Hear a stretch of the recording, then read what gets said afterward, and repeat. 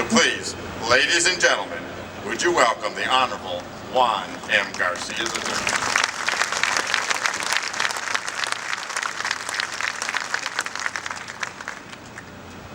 Good evening, Senor Chavez, Chavez family, admirals, general, shipmates, ladies and gentlemen. A very, very quick anecdote. I'm the father of 4 children, and I named each of them after heroes of mine. The oldest 2 are twin boys. One is named Cesar. Now, recently, I received the following email from my wife. Subject: good news and bad news. It seemed the boys had a spelling bee at school, and she said one twin is the new school spelling champion. The other one was escorted out because he couldn't be quiet. I leave it to you to guess which one is little Cesar.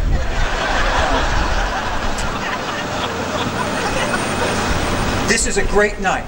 This is a great night for San Diego's General Dynamics NASSCO. Fred, you and your team of 3,300 professionals, 3,300 patriots, have delivered to the Navy an incredible class of ship. This national asset we christen this evening, with a range of 14,000 nautical miles at 20 knots, capacity for 886,000 cubic feet of cargo, 25,000 barrels of fuel, will provide combat logistics support to the Navy fleet and sustainment to the Marine Corps forces ashore. And at a time when the American people need their Navy to execute a mission set that's broader than ever before, that capability is vital. Think about it. 1 year ago tonight, your Navy and Marine Corps team was in Japan in the aftermath of their historic earthquake and subsequent tsunami, with 22 Navy ships, including a nuclear aircraft carrier, on station within 48 hours, Navy helicopters bringing water, fuel, blankets, 2,000 Marines, despite the radiation risk, on the ground conducting search and rescue. At one point, a U.S. Navy barge was literally tied up to the reactor in Fukushima, providing the water to prevent an apocalyptic meltdown. Meanwhile, at the same time, 1 year ago tonight, your Navy and Marine Corps team is on the other side of the world in the Mediterranean, leading Operation Odyssey Dawn off the coast of Libya, preventing a madman, in his own words, from massacring thousands of innocent civilians like rats. Meanwhile, same time, 1 year ago tonight, is when we do our annual ICEX, when we send 2 nuclear two nuclear submarines up underneath the polar cap to maintain that capability and understand the implications of global climate change across the globe. Also, 1 year ago tonight, your Navy was in South and Central America as part of Exercise Continuing Promise, engaging with our allies and partners there, with Navy medical personnel fixing dozens of cleft palates, prescribing and giving away hundreds of pairs of eyeglasses, prescribing medicine to people who've never had it before, deworming animals, purifying water, because equally as important as winning wars is preventing wars. A year ago tonight, your Navy and Marine Corps team was foiling pirate attacks off the Horn of Africa, ensuring the free navigation of trade and commerce so essential to a working world economy. A year ago tonight, your Navy and Marine Corps team was off course fighting a brutal enemy in a 2-front war in Afghanistan and Iraq. And of course, 1 year ago tonight, the Navy SEAL Team 6 had just proven to the world that if you're the world's worst mass murderer, it may take us a decade, but we will find you.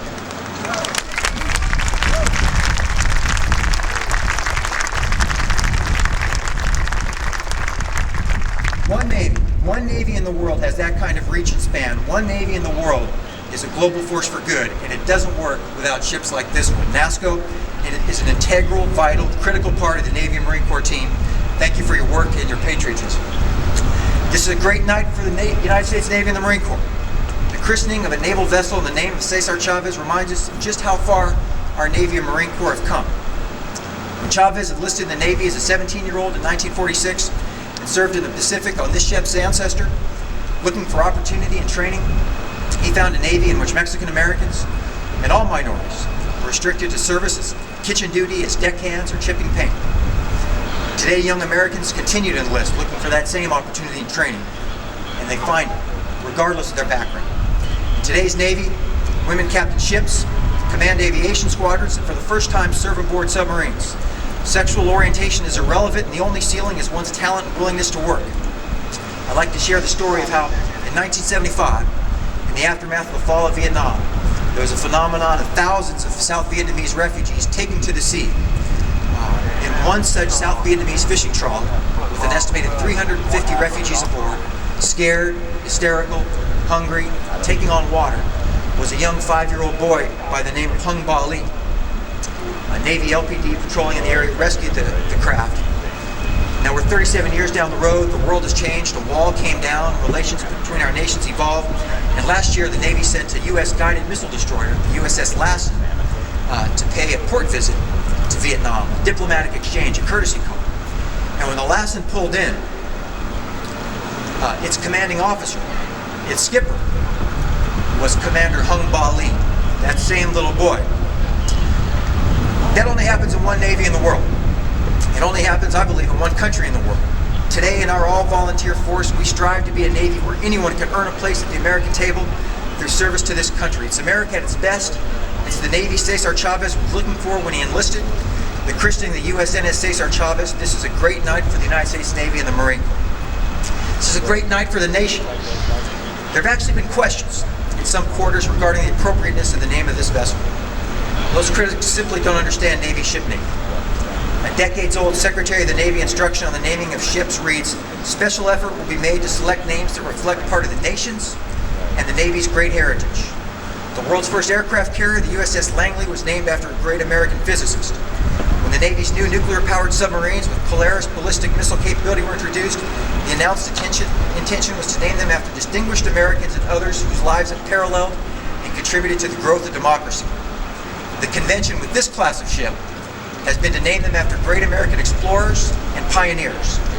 Pioneers like Lewis and Clark, who mapped the great American West. Pioneers like Alan Shepard, the first human to orbit the Earth. Like Richard Byrd, whose expedition was the first to reach the South Pole. Like Dr. Charles Drew, who pioneered plasma transfusion. And now to a pioneer in civil rights, whose selflessness would inspire a nation, who would champion the rights of 50,000 workers, who would defend the voiceless against inhumane conditions, chemical exposure, and unjust labor practices, who sought no material benefit for himself, and who would receive the Presidential Medal of Freedom, and for whom states treat his birth date as a holiday.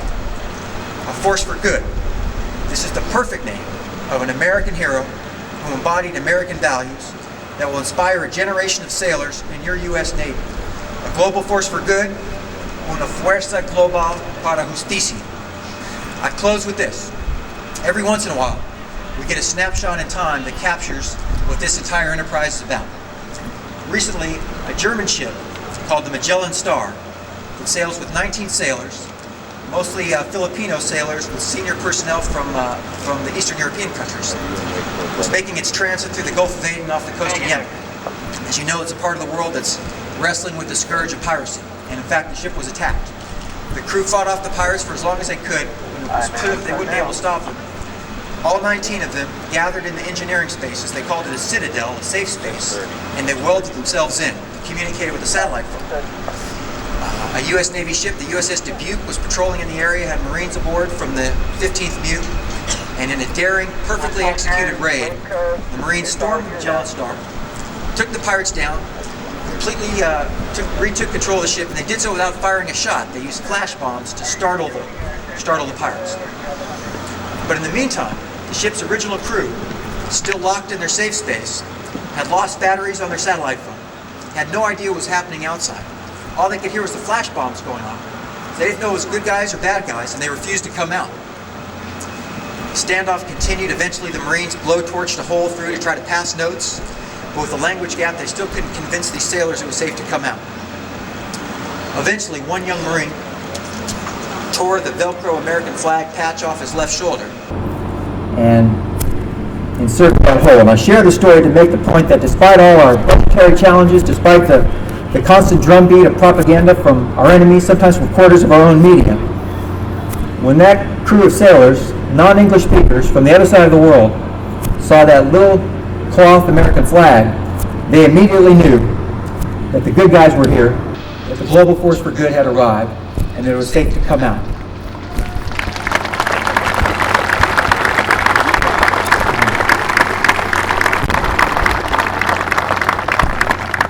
This ship will help ensure that that symbol, that American flag, continues to carry that symbolism across the globe. Hope, freedom, aid to the oppressed, democracy, justice. God bless the USNS Cesar Chavez, and God bless America.